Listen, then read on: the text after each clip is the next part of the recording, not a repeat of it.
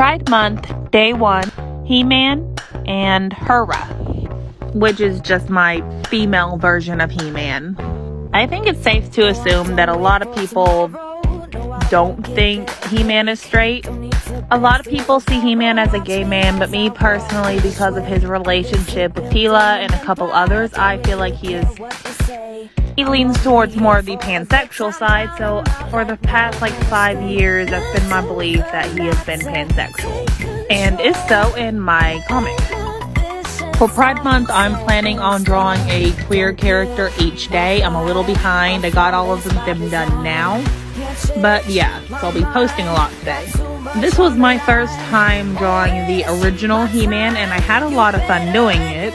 My dad actually said that he looked too smiley when I got this piece done. And I just looked at him like, Dad, he was mainly known for being happy-go-lucky and laughing. Of course, I'm going to draw him smiling.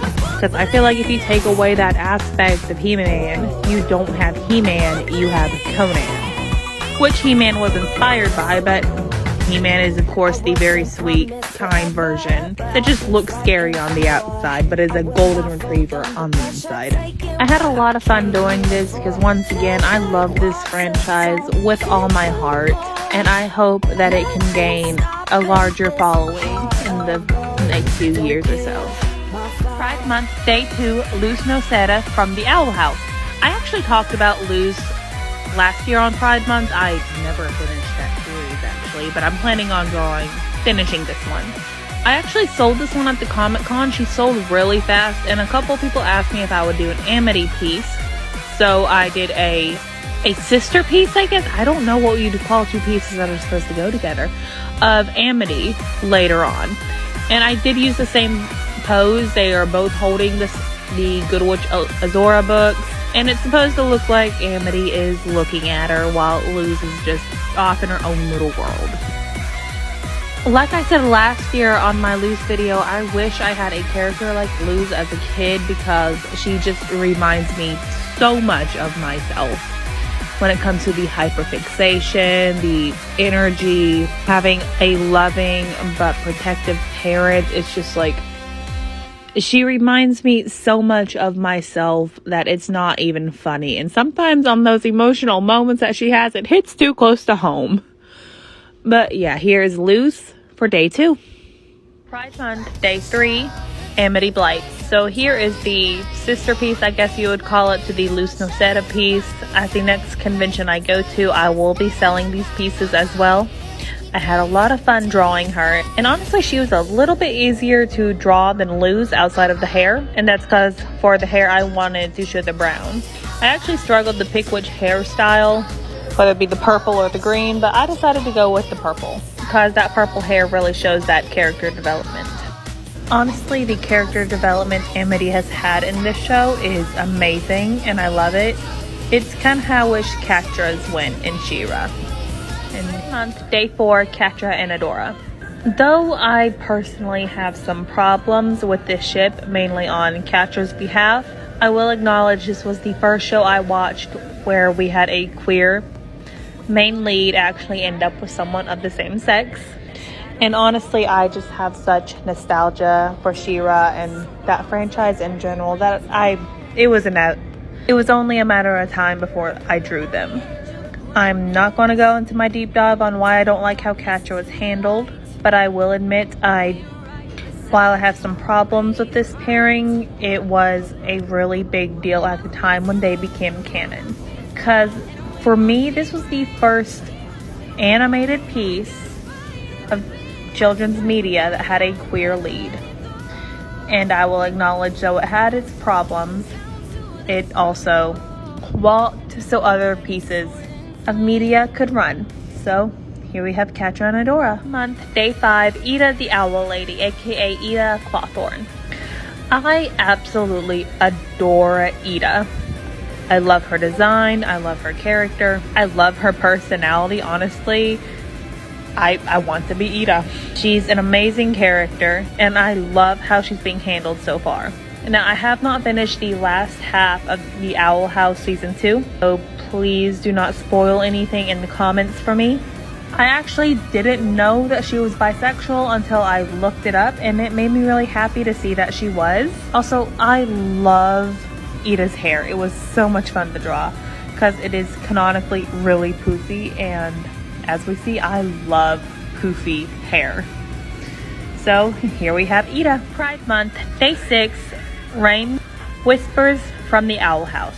Outside of Double Trouble from She-Ra, I have never had a character that is canonically non-binary, especially one that has had so much screen time and development as Rain Whispers. I love them so much. They are so smart and just amazing. I can see why Ida loves them so much. I also like the fact they are canonically like in their 40s. I don't know what it is, but I really enjoy seeing older queer characters in media.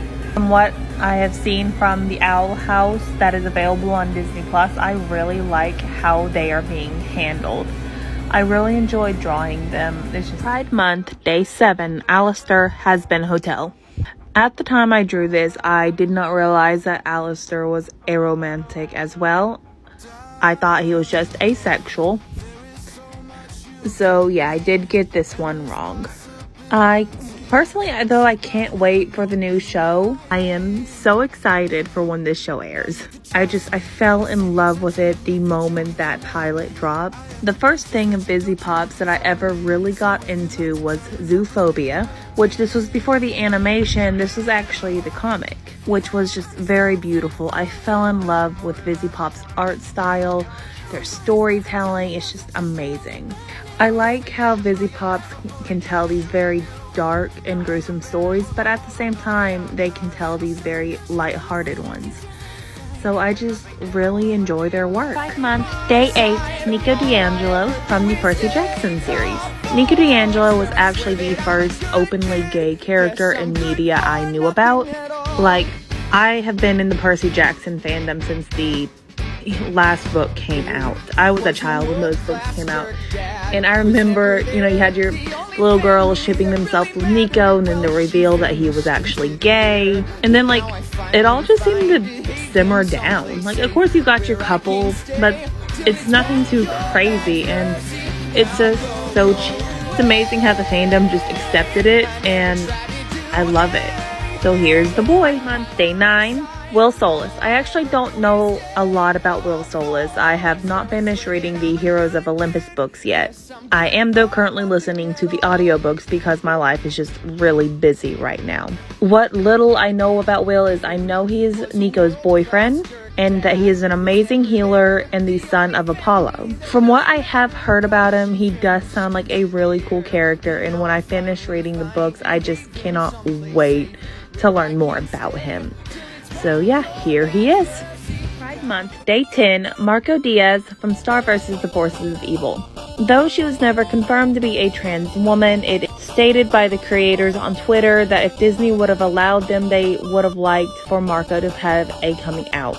I remember when this show was still airing, and just a lot of people believed that Marco was a trans girl, and to know that this is canon makes me very happy. Marco was just one of my favorite characters as a kid, and looking back and just getting to draw her for Pride Month gave me so much nostalgia. It was always at her most confident, when she looked very feminine, when she was wearing heels, dresses, ballet shoes, had long hair, and I simply love that for our girl. Pride Month, Day 11, Dick Grayson, aka Nightwing. Okay, so the reason why I did Nightwing was because I asked a mutual on Twitter who they would like me to see draw next, and they decided to pick Nightwing. I used my design for Nightwing, though I have recently discovered he is Romani, or was supposed to be Romani, so I gave him a darker skin tone for my original design, and I just had a lot of fun doing so. Nightwing is one of those characters that so many people love, and honestly, I don't blame them. He was the first Robin, Bruce's son. He's intelligent and athletic, and I like that he's just an amazing character. Though I prefer Bruce Wayne, I do love Nightwing as well. Pride Month, Day 12, Stevonnie, the fusion of Steven Universe and Connie. Stevonnie, character design wise and just as a character, is one of my favorites of all time. They are beautiful, they are badass, and I just love them so much. I really like that it's also clear that though they are a fusion, they are still their own person, if that makes sense. They have their own personality outside of Steven and Connie, and I find that amazing. I got into Steven Universe around the Pink Diamond reveal. So I really was never in that fandom as much as I am with others, but I will admit that this show is just so beautiful and so well done. I bawled my eyes out during Steven Universe Future. Honestly, I wish more shows would do that, because you have these characters that go through all these experiences and they just don't show the aftermath, and I like seeing that aftermath. Pride Month, Day 13, Deadpool, aka Wade Wilson. Wade Wilson is honestly an icon in my opinion. He is witty, he is sarcastic, and he is absolutely feral and a good dad. And all those combined, you get one of my favorite type of characters. This is actually the first time I have ever drawn Deadpool, and I had a lot of fun doing so. I like just how absolutely batshit crazy this man is. And whenever he has to team up with Spider-Man, Spider-Man has to be the responsible one for once to be like, no, you can't do that. Put that away.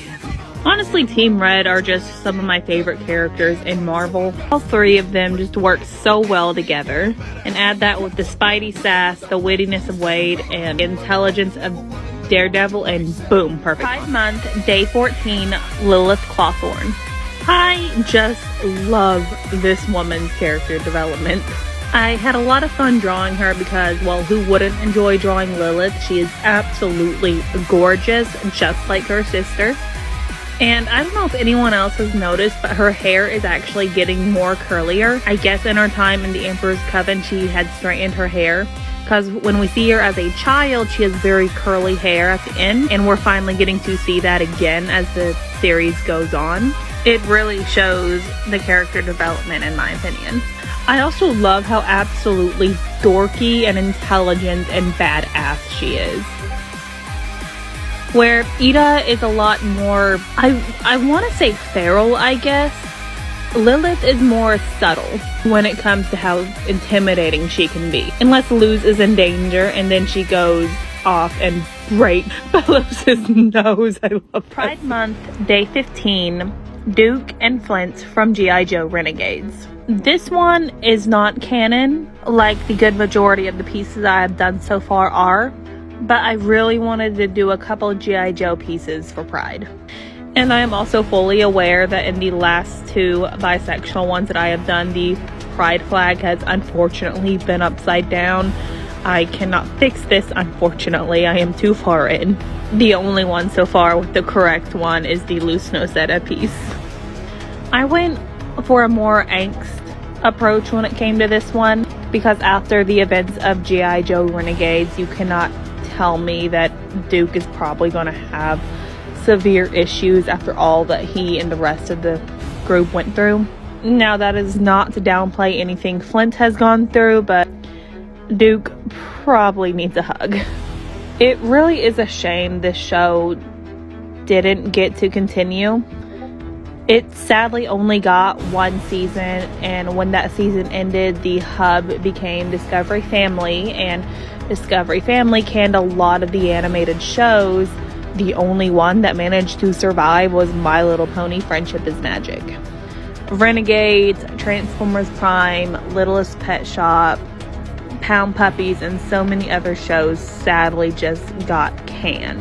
And while some were able to resolve everything, Renegades ended on a slight cliffhanger. And I hope one day we will get a continuation. Pride Month, Day 16, Dr. Mindbender from G.I. Joe Renegades. This is another one that is not canon, but was also requested by a friend of mine. She's a huge G.I. Joe fan, so I thought I'd draw a couple more G.I. Joe pieces just for her. Honestly, his whole vibe gave me... You cannot convince me he is not repulsed by the idea of intimacy and romantic relationships. This man is married to his work. Honestly, if I recall, there was one scene where him and the Baroness were on top of each other. They were hypnotized to fight each other. And when they snapped out of it, he was visibly disgusted. Pride Month, Day 17, G.I. Joe, Renegades, Cobra Commander, the Baroness, and Destro. This was also a suggestion by a friend of mine on Discord and Tumblr. Basically, she usually makes the G.I. Joe requests. I had a lot of fun doing this one. Renegades, as I think I've stated before, was one of my favorite cartoons that sadly ended way too soon. I liked just how intimidating Cobra Commander was, and the relationship between Destro and the Baroness. They were basically the Morticia and Gomez Adams, but like legit evil. This is actually my online friend's OT3 right here. So this was also low-key a present for her, because she's a huge G.I. Joe fan. She usually talks me into doing most of my G.I. Joe stuff unknowingly. But let me tell you, Destro's helmet, I hate it. I hate drawing it. I love it, but I hate it. There is just so much detail and so many different shades of gray. And unlike the original helmet, this one has no expression, and I feel like that makes it a little bit harder to use because it's just stiff. It's there, just there. Pride Month, Day 18, Patty from The Simpsons. At the start of Pride Month, I knew that I definitely wanted to draw Patty, because I've seen that some people that grew up watching the older Simpsons episodes, that she was the first queer character they were introduced to. I've always enjoyed Patty as a character, and honestly Marge's family in general. You can tell that both sisters care very deeply for their little sister, and I find that sweet. Even though they rip on Homer a lot, you can tell that at times she does seem to care about him too, just not as much as her baby sister. I like how in the reveal of Patty being a lesbian in that episode, she puts her foot down on the man that for some reason disguised himself as a woman. He wasn't trans, he was just dressed up as a woman for some reason. I don't know why. I'll probably have to rewatch that episode. I really enjoyed drawing Patty, especially the smoke from her cigarette. It turned out very pretty, and I just really like looking at it. Day 19, Scrooge McDuck from DuckTales 2017. You cannot convince me Scrooge McDuck in this universe was not trans.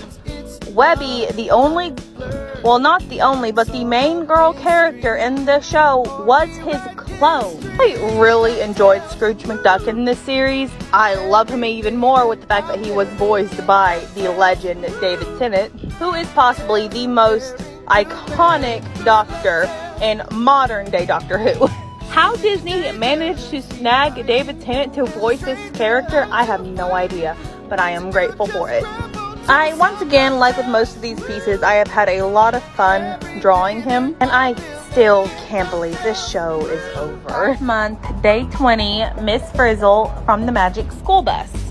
This one is honestly just a really popular headcanon when it comes to the people within the Magic School Bus fandom, or just people that really like the Magic School Bus. I don't really know if that show actually has a fandom, just everyone watched it.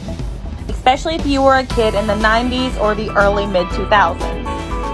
I had trouble picking out which dress I wanted her to wear, but I ultimately decided on the space one because I love the design of it. Everyone loves Miss Frizzle's crazy dresses and how eccentric her personality was, and of course her iconic earrings. When the Magic School Bus franchise got rebooted, I remember so many people being upset because they got rid of Miss Frizzle herself and replaced her with her sister, who is the complete opposite of everything we all loved about Miss Frizzle. Pride Month, Day 21, Claudine Wolf from Monster High. Claudine Wolf and Draculaura were probably my favorite dolls from the Monster High doll line, while Frankie was my favorite character within the show. Though she was not originally planned to be a lesbian, I do like that the creator of this franchise has more or less confirmed it. I'm so happy that this show is coming back, though I am a little, if not a lot, wary of the movie. Because to me, Monster High was this fashion doll line, and I feel like they took a lot of what made these characters iconic away with some of these outfit choices. Like, where's the glitter, the sparkle, the flair that made this line so iconic? The only thing I did not keep from her original design was her boots. And honestly, that was because I'm not drawing those boots. They are too hyper detailed and I would not have been able to do it justice. I feel like it was a missed opportunity with giving Claudine Wolf a tail. I feel like she should have had a tail, but that is my personal opinion. I like characters with that. But yeah, day 21, Claudine Wolf, the icon, the moment herself. Pride Month, day 22, Ida Davis from Family Guy. Now, I don't watch Family Guy religiously, but there are a few characters from when I do watch it I really adore, like Meg and Ida. Ida is just so sweet and so kind, and I love everything about her. To me, she feels like one of the few genuinely kind characters there are in this show. To me, she just deserves the world. I feel like it's safe to say Brian does not deserve her when he has his little flings with her, because this woman, I love her. That's all I'm going to say. I freaking love her. So day 22, Ida. Pride Month, day 23, Mr. Smithers from The Simpsons. I wasn't originally going to draw him for day 23, but I changed my mind. I feel like it's safe to say most people always knew Smithers was not straight. Though I probably wasn't alive when he came out, or I don't remember him coming out, I always knew him to be gay. It was probably a bigger deal at the time. While rewatching The Simpsons, I found out that in the pilot episode, Smithers appeared to be a person of color, so I decided to draw him as a man of color. I personally really like Smithers. There's very few things I don't like about him. I like how kind he is. I like that he's a collector, and I just love this man so much. Pride Month, day 24, ScoobyDoo Mystery Incorporated. It's a very common headcanon within the Scooby-Doo fandom that the entire gang is just in a polyamorous relationship, living in a van, solving mysteries with their pet/service dog. So instead of drawing the original designs, I decided to do my redesigns for fun, because it had just been a long time since I have drawn them. I think out of the entire gang, my favorite one to draw is either Velma or my Shaggy design. But at the same time, I understand that some people are not going to like how I have redesigned these characters, because I have changed them so much from the original design. So coming back on topic, something I would like to see is one day I do hope we get a canon version of Mystery Inc. and a happy, healthy, polyamorous relationship. Because it's already a very common thing within the fandom that's already their thing. But it would be really great to see it canon, in my opinion, because we don't really have a lot of polyamory rep within cartoon media. And with something like Scooby-Doo, with it already being so heavily speculated, I can see it.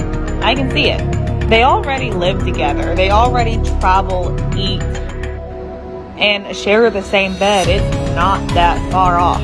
It's very clear that they do love each other, though that love at the moment within the fandom is platonic, unless it's between Fred and Daphne, or on and off occasion, Shaggy and Velma. Another thing that I like about Scooby-Doo is that it is actually canon that the reason they bring Scooby with them everywhere is that he is Shaggy's service dog. Like, this is not canon. I'm not making this up. I can't remember which movie it was revealed in, but they show the paperwork and everything. I'm gonna have to go back and try and find that. So yeah, here's this piece. I'm finishing up the final touches on it, and I do hope y'all like it. So yeah, day 24, Pride Month, day 25, Willow Park from the Owl House. This one was a request to do under my Ida video, if y'all want to go watch that one again. I absolutely adore Willow. She is so cute. She is absolutely adorable. And I love just how much of a freaking powerhouse this girl is. She was really fun to draw, if I'm being honest. I had a lot of fun drawing little thorns and the flowers on her vines. And that little bow she has on her shirt now is just the cutest thing. I haven't seen part 2 of season 2 of the Owl House yet, so I do know this is a very new outfit for her. One that I absolutely love, and it seems to suit her. The vines wrapping around her, that was a little tricky to draw, but I eventually got the hang of it. I wanted to make the flowers the colors of the pansexual flag and make them very bright and vivid. As y'all see, I like a lot of vivid colors. Day 26, Bortus and Clytus from the Orville.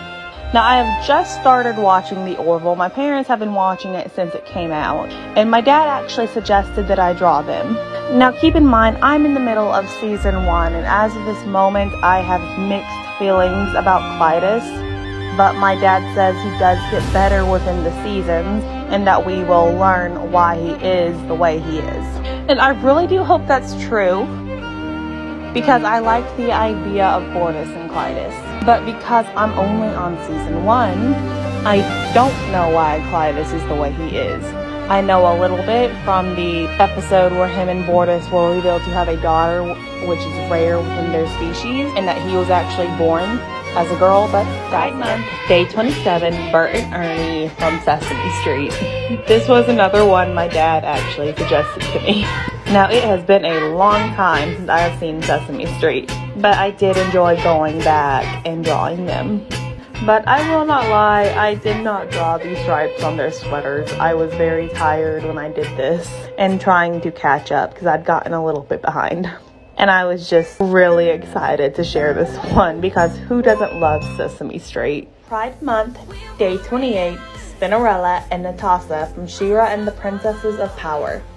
Will never understand why they did not get more screen time. They were on the promo art, they were on the posters, yet they barely had any screen time. They had like one scene in season 1 where they got revealed and it turned out they were married, and they got no screen time until season 5.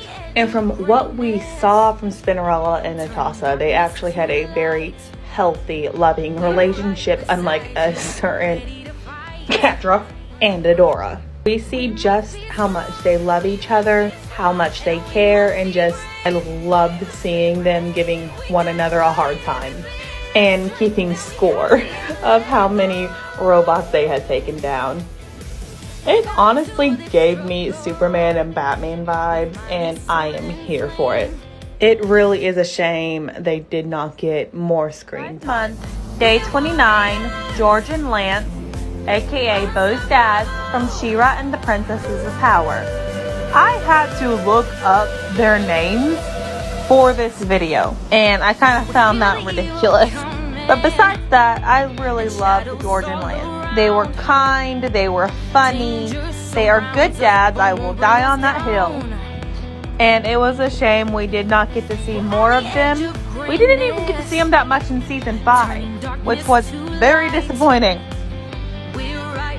I really like that George's design is a callback to the original Beau design. From his hair, from his mustache, to just his overall build.